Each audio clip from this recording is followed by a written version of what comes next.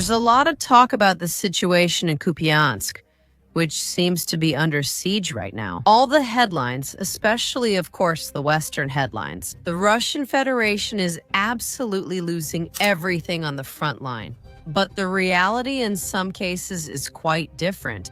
Places about which, oh surprise, Western media choose to remain silent, whether accidentally or deliberately. Among them is Withdrawal, which is located in the direction of Zaporozhye, where Russian Federation soldiers themselves are making a sort of excursion to the positions of Ukrainian soldiers who had to abandon them in a hurry, practically in a stampede. Phones left behind, computers left open. Russia is gradually getting closer to the heart of the Zaporozhye region. And I'm not the one saying this.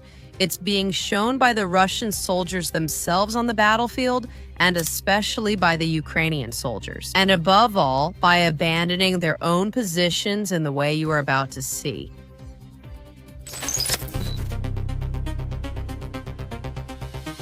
Here we have the Russian soldiers who are going to show us directly what they have just found, in a rather unexpected way on the battlefield.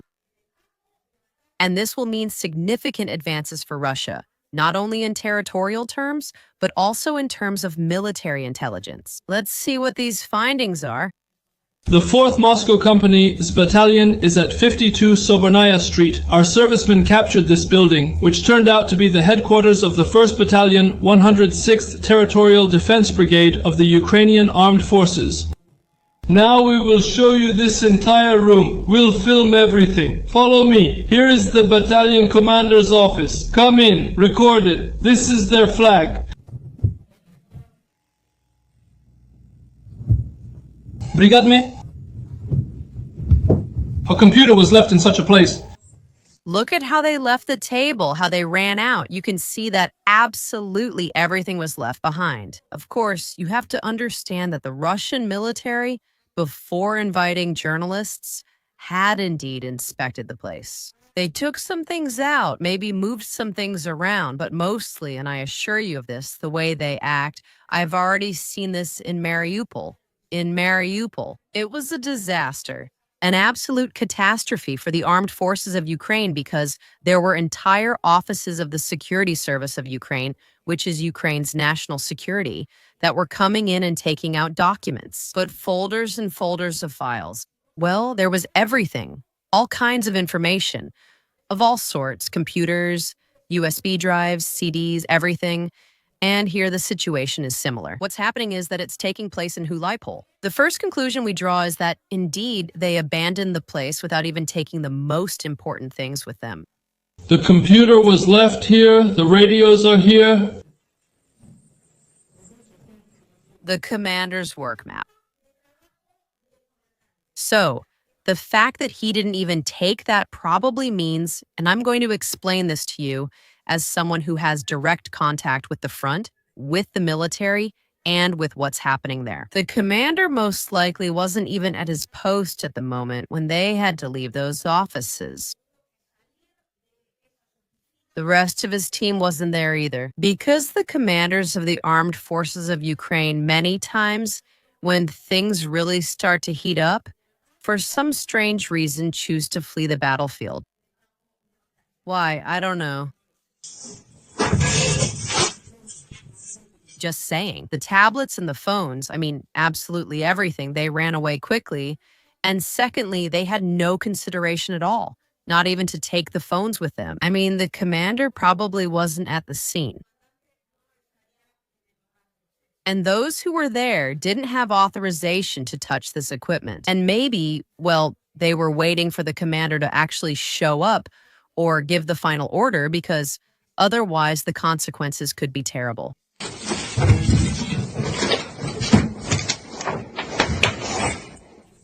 Well, here's a translation test. The phone isn't even broken, nor is it locked with a password. I mean, it really stands out.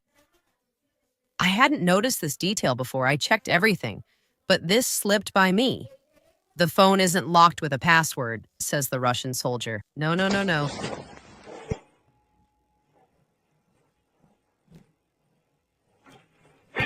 No, no.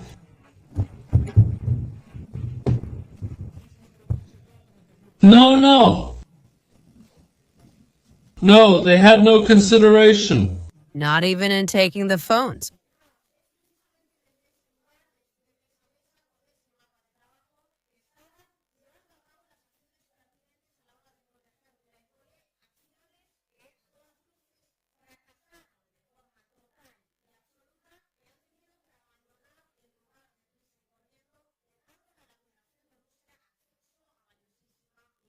That is, it probably won't show any Western media.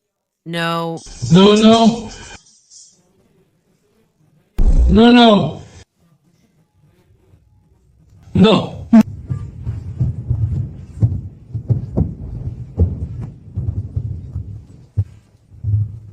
No, no, no. The boss of the battle. The phones were left here too. From the Spanish side. It's very important. They've even left behind stamps, which are actually very valuable.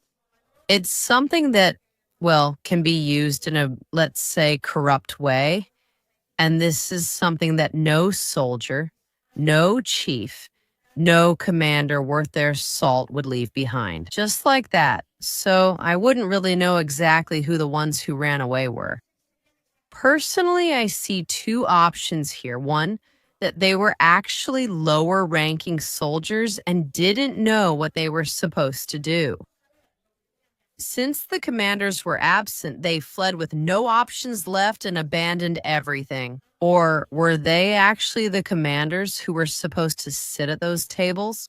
But then they fled like real rats abandoning a sinking ship, which wouldn't be surprising either because it's something we saw in Mariupol. Security service of Ukraine bigwigs leaving and abandoning absolutely everything, and not just them. Can you imagine how many trophies were taken from there? The boss of the battle? The phones were left here too. Thanks for watching. You're welcome.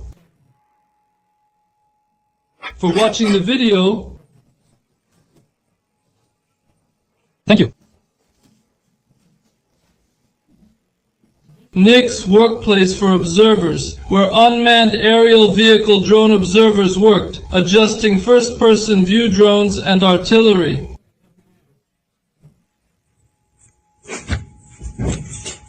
Pay attention. I especially want to draw your attention to this. And it's that it may not always be the case indeed, whenever we're talking about images that come directly from the scene, that it could be what is called a deep fake, recorded by the Russian Federation. But it's very difficult to do it to the point where a computer can make it so exact, with full names and surnames. All the important details of the person who was carrying out that drone pilot operation.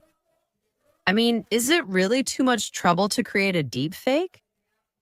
I'm telling you because, the procedure is absolutely different. And for some, you think, this seems suspicious. This is very shady. And of course, it's done by both sides. And we simply don't usually include it. So when we see it, we don't even put it in the reports unless it's something really, really suspicious. Here, we don't do what some other channels do, which I've mentioned before in videos on this channel, where I think they're resorting to ridiculous sensationalism. But this is very, very, very hard to fake.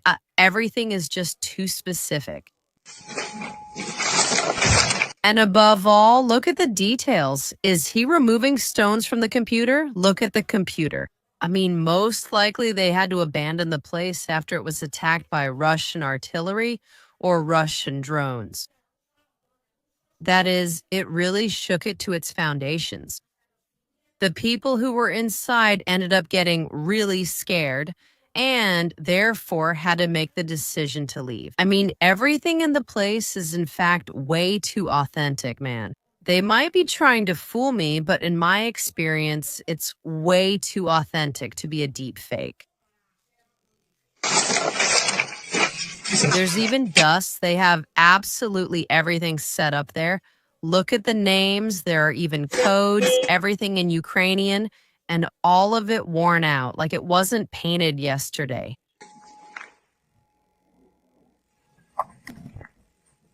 Many computers and some branches have been left here for future use. Thank you for watching the video.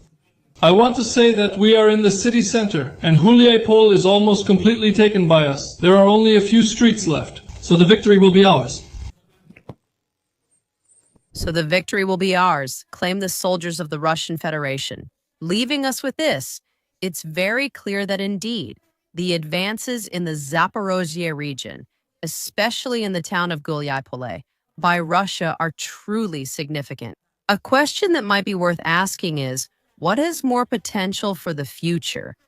In terms of military strategy or in terms of development possibilities? Thank you for watching the video. What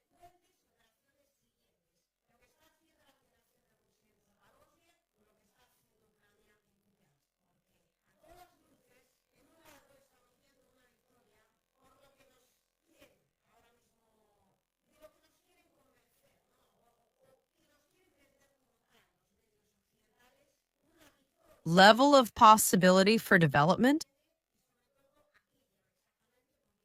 Ukraine only has two possibilities: to stay in Kupiansk to record this media victory and then risk it becoming their grave, or abandon Kupiansk and retreat to more advantageous positions, leaving only a minimal force there on the ground and also risking losing the town again. Currently, there are no resources to continue this success. On the other hand, we have Huliaipol, which opens the door to the capital of the Zaporozhye region. These are the facts. I'll let you draw your own conclusions.